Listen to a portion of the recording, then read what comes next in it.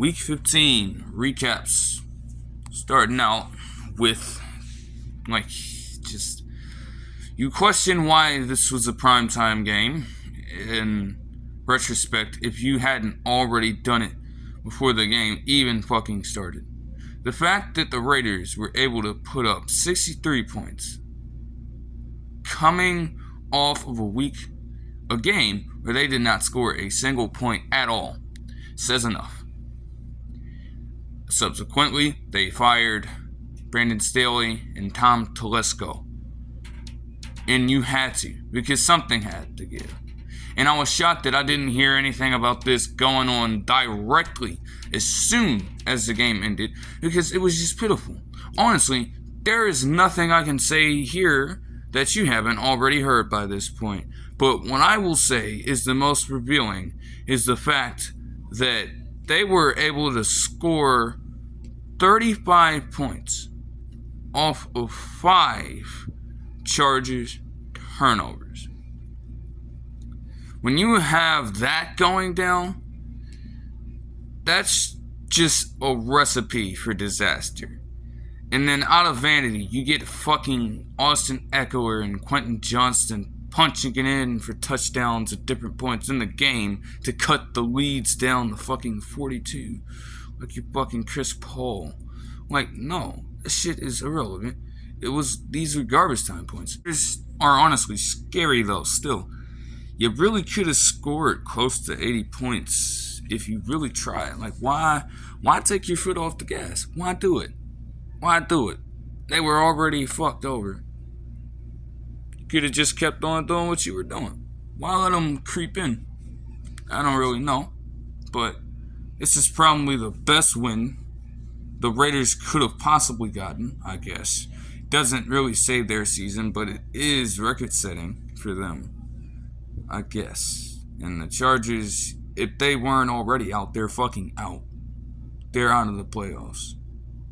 So I'm sorry to all you fucking delusional Chargers fans and, somewhat delusional Justin Herbert fans out there who really thought that they were going to make the necessary strides this season. To get in, you're fucking gone. You're done. As if you weren't already. Moving on to the Saturday action. Starting out with the Vikings and the Bengals. Jake Browning, of course, beats his former team. Though, honestly, the Vikings had every chance to win. They got away from getting the ball to Ty Chandler for whatever reason when he was dominating. 23 rushes for 132 yards, man. And yet, on the 3rd and 4th down, in overtime, you decide to let Nick Mullins QB sneak it and do virtually the same thing. And they came up short both times. Deservingly so. Justin Jefferson, in his return, did well. But it was Jordan Addison that ended up with a pretty solid game, but to what avail? Because again, you have Nick Mullins leading the way, and again, that was the case throughout the entire game. Throwing terrible interceptions on one end, but then throwing miraculous touchdowns somehow. It really doesn't make sense to me. I don't know how he managed to get that one to Jordan Addison in the end zone. Both times. That pass deep, to him, it could have easily been picked off. And then he's somehow mobile enough to escape defenders and get that short pass off near the end zone. I don't know. It's conflicting stuff. But his bad side came out at the worst time. Jake Browning, on the other hand, it took a while for him to get things going, but when he needed to rise up, well, he did just that. T. Higgins made a Herculean effort to get it tied up and send it to overtime. And I commend that. Jamar Chase got hurt, but they say he hasn't been ruled out yet up to this point, so we'll see how that develops. A good win for the Bengals overall, and it keeps them with a chance, even without Joe Burrow.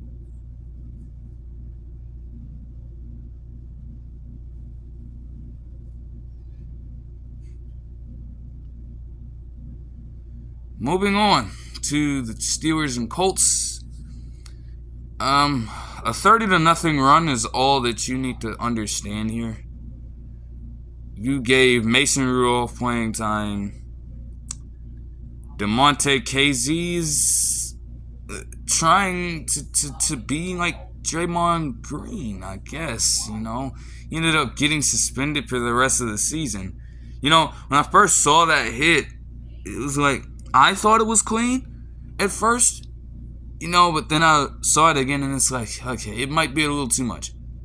Now, I do understand it's like, you aren't supposed to let him get the ball. Like, damn, you can't just stand there like a fucking statue and allow him to get the play. So you have to do something. You know, it can be difficult, but you've got to try. And probably a lot of malice with that on the other end. So, you know, like, there's not much to do here in that situation. Now, for the Colts, the fact that they were even down to this fucking team in the first place is shocking. The fact that Gardner Minshew, you know, hey, no turnovers. That always helps, for one. 3 touchdowns, no picks, 215 yards. Nothing crazy. This Montgomery character, Mr. DJ Montgomery, ended up getting a touchdown catch, along with Mo Alley Cox, Zach Moss. Somehow, you know, Trey Sermon, shout out, former Ohio State Buckeye and Oklahoma Sooner. He was with the Eagles last year. You know, he really hasn't done a lot, but he was able to get 17 rushes for 88 yards. And then this Goodson character, Tyler Goodson, I guess, looks like he was from the Packers, ends up with 11 rushes for 69 yards. So you were able to run the ball, fair amount of balance. And obviously, for whatever reason, the Steelers can't match. So they end up losing again. Also, I have to talk about the lack of effort. You know, Deontay Johnson was probably up to his usual shenanigans. But I also was witness to the George Pickens moments after the game. First of all, what the hell are you... Like, you weren't trying to get hurt. In fact, yeah, literally today, there's a, like, interview with him about, you know, just basic stuff going on. And he was asked about why he didn't block for Jalen Warren on the run. Talking about from his quote here, I didn't want to get injured. What the fuck are you talking about? You didn't want to get injured. Like, you need to put the effort in. Like, come on, man. You have to show some fight. And you definitely have the tangibles to withstand such a hit. He just fucking rolled there. Like, even if you gotta get low and match the energy, do something. You just stand there the entire time waiting for something to happen, and then when something happens, you just do something incredibly stupid. Then on the pick later on that Mitch Trubisky throws, you just run away from the defender and not try to tackle him? I don't understand. You know? Like, the Steelers really have to get a lot of these things together, man, because I don't know. I don't know. Like, that is a culture thing when it all is said and done, you know? Not to mention, again, you've lost to teams, you know, a couple teams before the Colts, just who were tremendously bad this season, and some of the worst teams in the league. Then you lose to the Colts, who, you know, like, they've been a little inconsistent at times themselves, and they just dogged you. So, like, something has to give, really. And then the nightcap, you know, all these games were conflicting with the start of bowl season, and some ugly games there also, just flipping in between, and tended to do a lot of that with this game right here. I guess it paid off later on, because the Lions just like beat the shit out of them, you know. The Broncos win streak ends. I do believe they'll bounce back just fine, but yeah, this game was just not it at all. The Lions just dominated them in every single way. I mean, there's not much to say. You know, David Montgomery finally wasn't vulturing touchdowns, but, you know, Jahmyr Gibbs and David Montgomery, two-man wrecking crew. 5 yards of carry for Montgomery and 9.1 for Jahmyr Gibbs, combined for 185 yards and a touchdown. Then you have Jared Goff getting 278 and 5 touchdowns. I mean, you can't play a game any better than that. So I have to credit them with that. Sam Laporta just continues to continues to show you why the Iowa tight end is what it is. A hat trick? Like, that is just impressive. It is impressive. Honestly, outside of that, not much to say. I mean, the score honestly doesn't tell you the whole story. Like, they scored those touchdowns kind of late, and they were out of it anyways. And even those were followed up by more Lions touchdowns. So it's like, take that with a grain of salt. But there isn't much to say to compound on there. On to the Sunday action, and kind of the same thing here. I mean, the Chiefs beat the Patriots. It started out sloppy, but they won against the Patriots with relative ease as the game went on. I didn't expect any different. I will say that Clyde Edwards-Helaire with the 6-yard touchdown catch, because it was such a hell of a play, a hell of an effort by him. He's gained a little bit of my respect back. Is he still a better running back than Isaiah Pacheco? No, but he stepped in, he played his role well, and that's a good play. You know, he ended up with 17 total touches for 101 yards and the aforementioned touchdown. So that's pretty good. I thought that Rashee Rice had never had a 100-yard game before, but I was wrong about that. Nonetheless, he got close in this one. 9 receptions for 91 yards and caught all 9 of his targets. Of course, being the Chiefs of this season, they still faced some drops, and you had catches, or would-be catches, from Blake Bell and Kadarius Toney turn into picks. And on Kadarius Toney's end, that's, again, typical from Kadarius Toney, just the most egregious shit. How, like, he had his hands on the ball. You can't throw that any better, and you spend all that time bobbling it. A defender is able to come up and converge on the ball and make the play. But that's really all the Patriots were able to do. You know, their defense is solid. You know, their offense had one, like, truly captivating drive. Really. Not much outside of that. Also, Chad Ryland still fucking sucks. I mean, like, I don't care what the weather was out there. He sucks. Like, that first field goal was just so terrible. It's like, man, there is just no shot. And then they got away from using Chad Ryland on the other touchdown drive because they did not have faith in him. Like, that just has to tell you all you need to know there. Moving on to the Bucks and Packers. For some reason, Baker Mayfield not only wins this game, not only puts up the stat line he does, but becomes the first opposing quarterback for any other NFL team in NFL history to put up a perfect passer rating at Lambeau Field.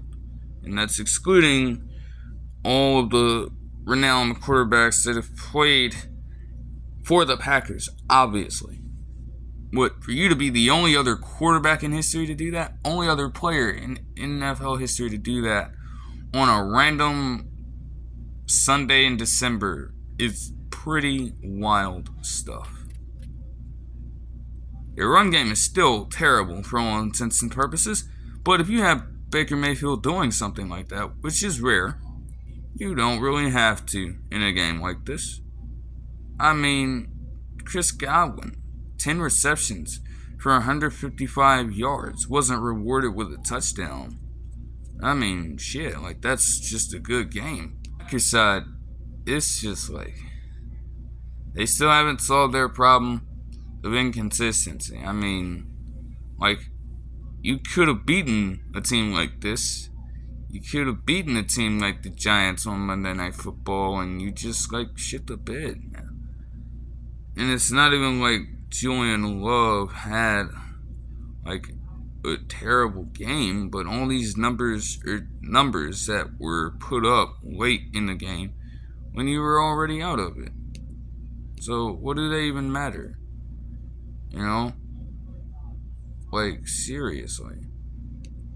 I mean, looking at the record, I suppose the Packers, by all intents and purposes, somehow still have a chance. But it's like, this is the last chance. If they lose again, they may just be done. Honestly, I'm not sure. What? You know? See how it shapes up. Falcons, Panthers, man. Okay, you know. There isn't shit to talk about with this. There really isn't. You're the 9-7 score. Nobody did anything. Nobody fucking did anything of note, really. Falcons had one drive. One touchdown to Kadarius Patterson. And that was really it. Yeah, a touchdown with, wait for this, 6 total touches and no net yardage. Like, you just aren't getting your star players the ball in the right situations, in the different ways that you should be trying to get them the ball. And you wonder why you lose a game like this, which was honestly winnable, but honestly, who really comes out of this game feeling like a winner? Because when you're the Panthers, you've, like, okay, you didn't win the fucking Super Bowl. This is only your second win. You are still the worst team in the league. Doesn't change anything for you. You aren't going anywhere anytime soon. And then if you're the Falcons, well, holy shit, you just lost and gave a fucking special teams coordinator his first win as an NFL head coach, even if he's an interim head coach. That's his first win. Doesn't score a single touchdown. Ironically enough, just wins off of fucking field goals. Maybe that's the only thing he can take away from this fucking game. But outside of that, like, it's just good. Like, you know? Like, all of what I just said right there is being generous to how shit both of these teams are. Now, onto the Bears and Browns game. You know, I'll start out with Joe Flacco first. He's not fucking playoff Joe, right? But I will give credit to the play that Amari Cooper made late. You know, I didn't expect him to move with such speed. At the same time, a lot of bad angles taken. Like, you can make the argument, right? But he made a good play to get them up. And then obviously they get the field goal to give themselves a good shot at winning the game, right? Darnell Mooney, let me tell you something, okay? Looking at Justin Fields, yes, he had a horrible game. And I will be the first to say it. He had a horrible game. Do not get me wrong. But they still had a chance to win. They did. And you know what? He was able to get the ball into the end zone on a last-second Hail Mary. The ball hits Darnell Mooney's hands, right? And he tries his best to secure it. Loses that security. Kicks it back up to some random fucking defender, and they lose with a game-sealing pick. Darnell Mooney is a fraud. For all those clamoring for him to get more targets and more receptions, just stop it.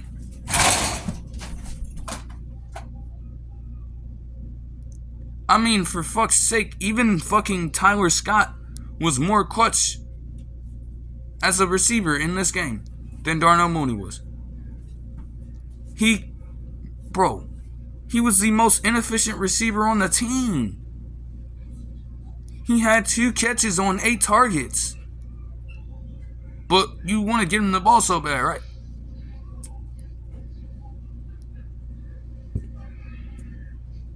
It's an ugly win, but of course that's nothing the Browns aren't accustomed to, given the worst game I've ever fucking seen in my life earlier on, and a lot of these other games. The damn 13-10 win against the Steelers, yet again, with Dorian Thompson-Robinson starting in that one, etc., etc. They've been doing it all season.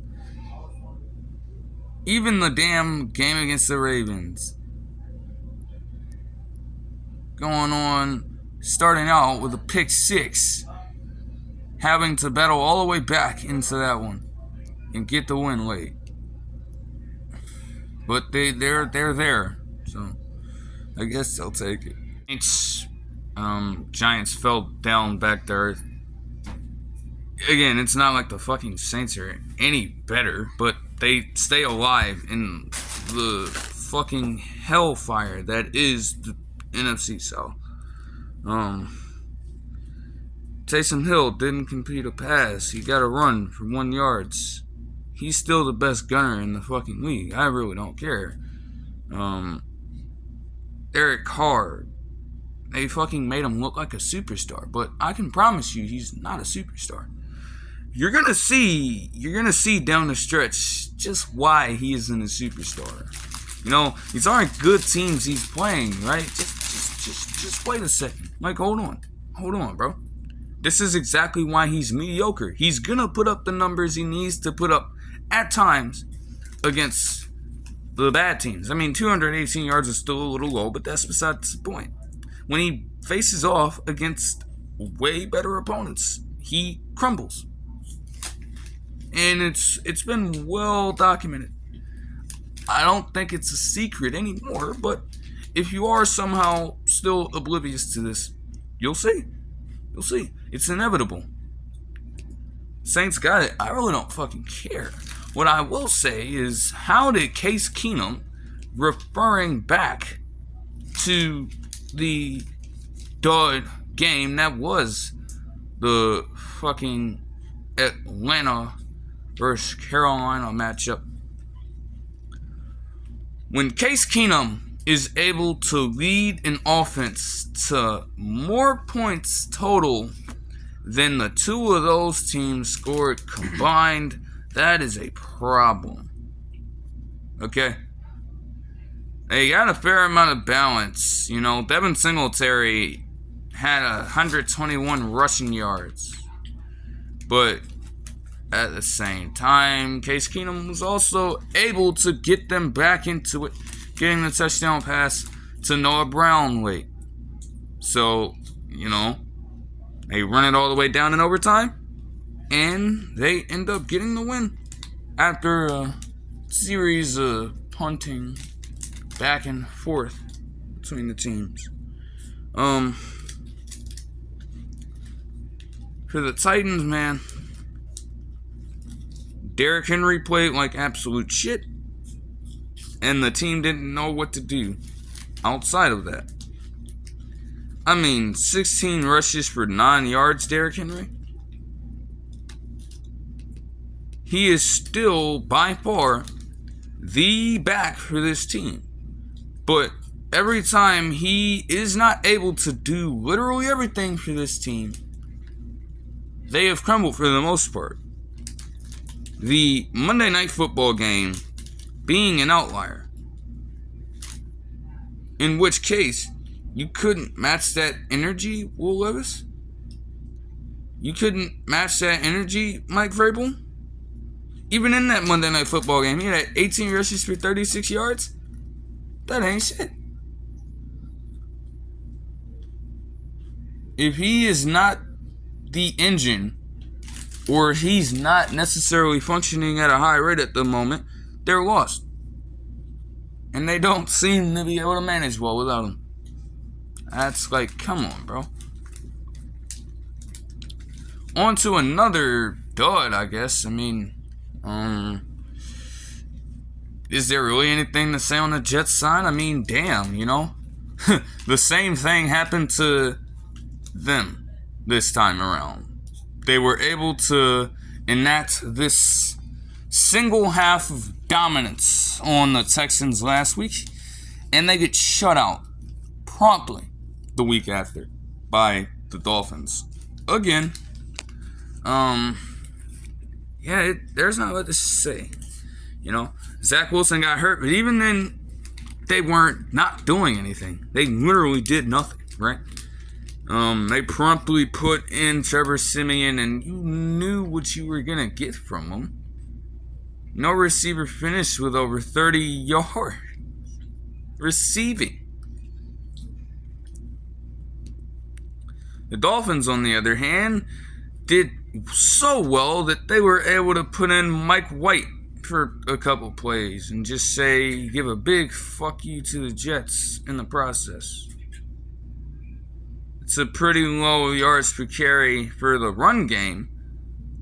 But again, that is a testament to the Jets defense. Seriously. Like, they are trying out there. But when your offense can't move the ball and you're always turning it over, again, you're tired at that point, man. You are exhausted. You're gassed. You are trying your hardest out there, and there is no response. I mean, they were so tired, they allowed Chase Claypool to ease his way into 2 receptions. Finesse his way into 2 receptions. Like, what?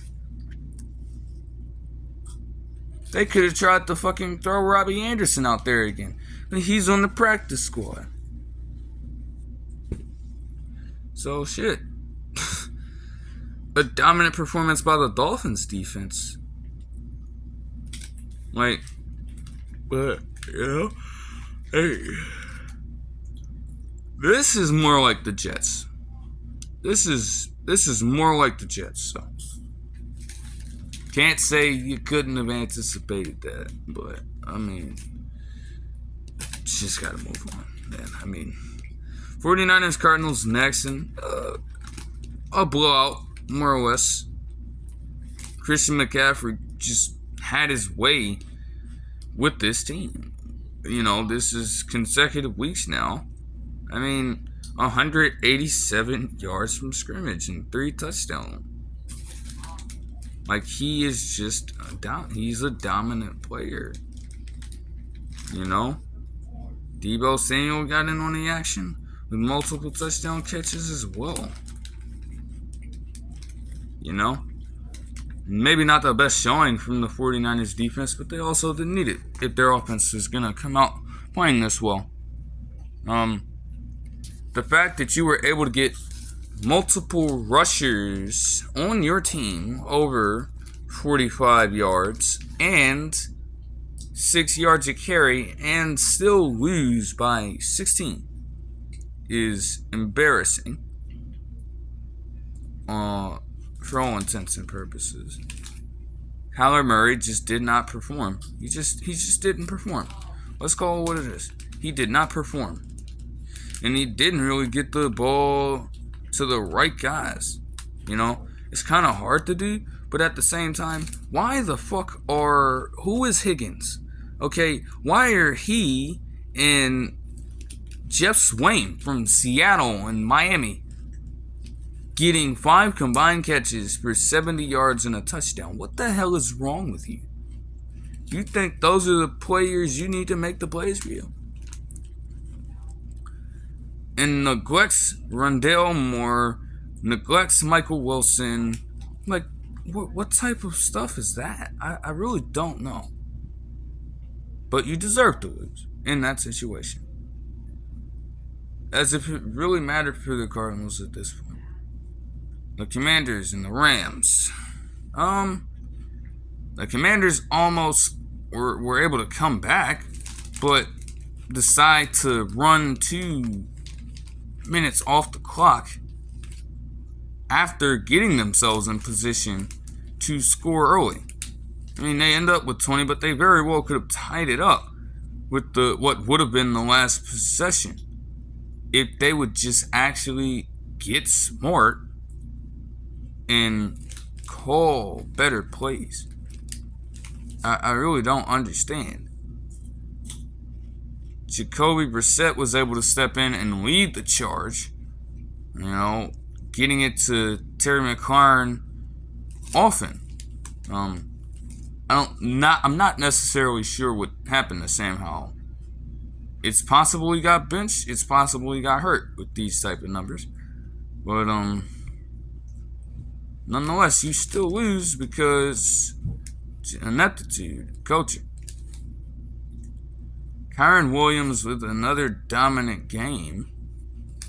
You know, Matt Stafford with another good showing also.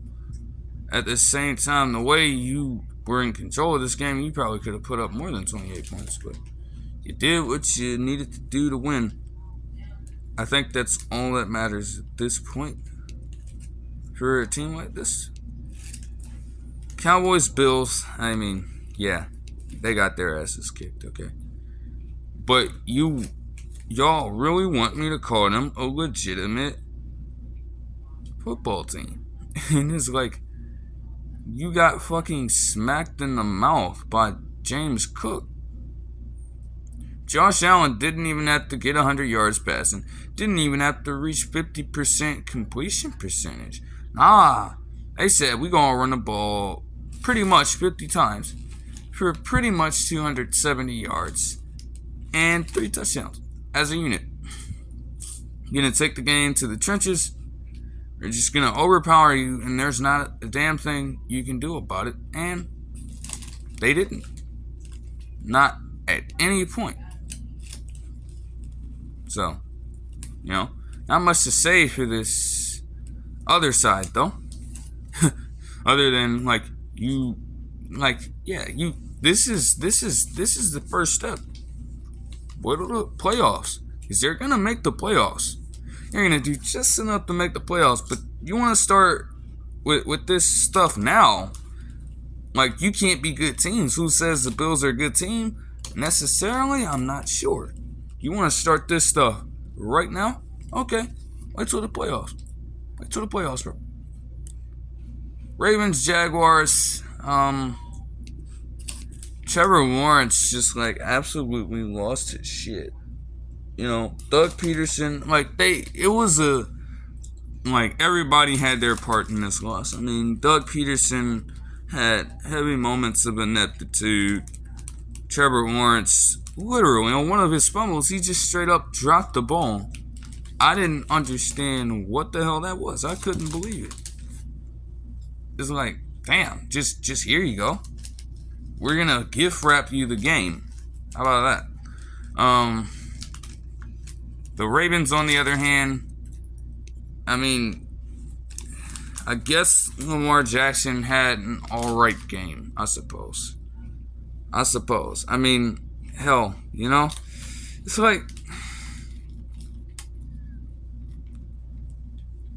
the O-line is just, I don't know, man. I mean, you got a tackle on one side that can't stay healthy. You got a tackle on another side that can't stop getting penalized.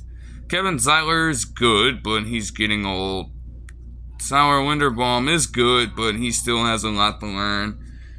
There's not enough consistency on this line yet, and yet he was able to do what he did. Isaiah Likely as well with that monster catch off of Lamar Jackson scramble behind the backfield. So, hey.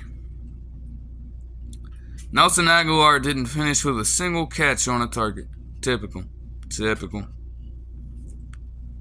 But everybody else played well. So, nobody is playing the Ravens in 2023 and looking at Nelson Agholor is any sort of a fucking threat. So, moving on to the Eagles and Seahawks. And I want to start off by first saying I had already said, leading up to the game, because the news ended up breaking after the last recap, right? You're involving Matt Patricia in any sort of coaching on your staff, you are promptly going to lose. Okay? And, throughout most of the game, they had the control. The Eagles had the control of the game. Don't get me wrong. Just when you thought that they can actually pull it off with him, boom, he just rips the hearts of all the Eagles fans out. And they lose. And then just completely, stomps on it promptly. With the game-sealing interception by Julian Love. Getting into Julian Love. He has been a good pickup for this team. They've used him in different formations and things. He's not necessarily a backup safety, but he is doing a great job this season, all things considered. And there have been multiple games now where, he'll come in on a certain formation, on a certain defensive play call. He'll step in and he'll make some sort of clutch play. I'll take it back to the Browns game. Like that game, was easily done if a stop was not made by the Seahawks defense. And what promptly happens? Well, Julian Love gets a nice interception off of P.J. Walker after Jamal Adams deflects the pass. He did it again in this game. And had a different pick when he was beat by Quez Watkins. Obviously, Quez Watkins is speedy as hell, but the one time they managed to actually try to get him the ball this season, from what I've seen, he was able to undercut the route. And that's textbook. That is, not every safety is going to be able to make that play. And he did. And he did a great job throughout the night. Now, to get into the game overall, from Jalen Hurts' side of things, every single time it was getting into 3rd and 1, I would say, the brotherly shove is coming. And, it worked a little bit, but it seems like Jalen Hurts did everything he could to just completely, knock them off course. Especially at the end, you gotta take a check down, and, promptly enough, a check down was there for you, and you try to throw it up to A.J. Brown in double coverage. Now, I understand that is a favorable matchup, but at the same time, you're not trying to do that near the end of a field goal game. You're within 3 points. You only need to get into field goal range. Why go for it all? I don't know. Has to be one of his worst games. And he's also been 0-3, in this time span. He'd been 32-3 before this. That's crazy to think about. Now, DeAndre Swift and Jalen Hurts had a good night on the ground, all things considered, against the Seahawks defense that has typically been, pretty stout against the run. And they were not able to pick up first downs when they needed to on different run plays. Even some of the passing schemes they would go with. Like their defense held in. And then, promptly, because of Matt Patricia, the thing was done. Now on to the Seahawks side, alright? Like, Drew Lock just, completely scared me. Just like he was scared of DK Metcalf coming up behind him after the thing. But the entire last drive was just filled with ups and downs. He gets the pass to DK Metcalf. Beautiful play to him in one moment, and then the next, some random ass underthrow. It was kind of like that the entire night. Like, just not necessarily turning the ball over, but getting dangerously close. But in situations like that, though, they were able to rely on Kenneth Walker turning it up in the second half. I have to give props to him. That touchdown run right there. I mean, the way he was able to bounce outside. He could have easily been stuffed in the backfield on that play. They had him dead to rights. Reverses field, looks for all the blockers, sets them up perfectly for the 23-yard touchdown run. The game got close late, and you knew the Seahawks had a chance, but nothing was really meshing until the final drive. As bad of a career as Drew Lock has had, I have to give him his props there. And no, not just because it helped my team win the game, but, that is a lot to be doing when you are a quarterback of his caliber. I mean, it took guts, and promptly finished the game off with a touchdown pass to none other than Jackson Smith-Njigba for the game winner. Caught all of his targets, including the reception that ended up mattering the most, the reception that made the difference in this game. And after that reception, I completely fucking exploded all over the place, because to see him come from Ohio State and watching the dominant performances he had there, the early one-hand catch he had when he first got there, the 340-plus yard performance against Utah in the Rose Bowl last year, and so on and so on. Just to see that translate here is amazing.